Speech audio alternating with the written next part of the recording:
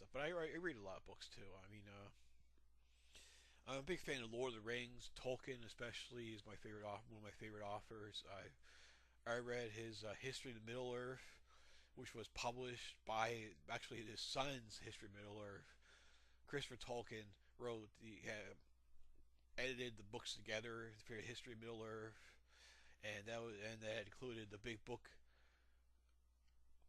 Uh, I forget what it was called. Not the big book. I think about my book here, but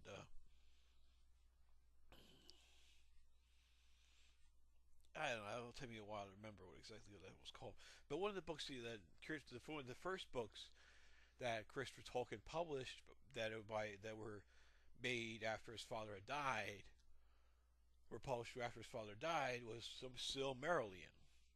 Silmarillion. Silmarillion, or I call it Silm for short. Silm.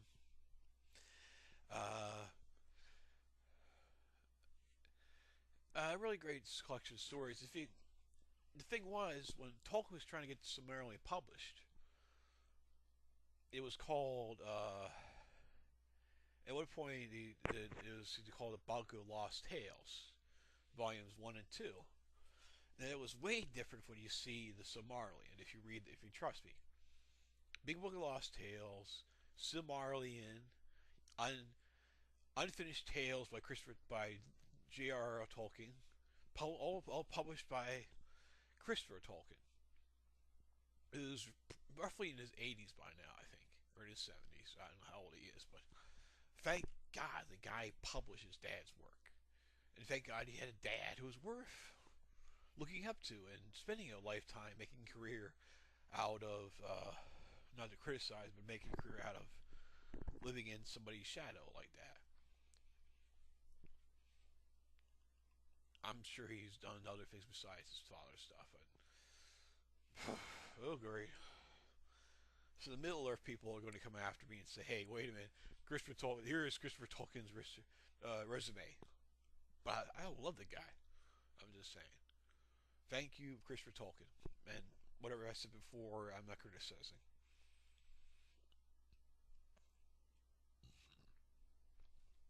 Okay, we're up to 8 minutes and 24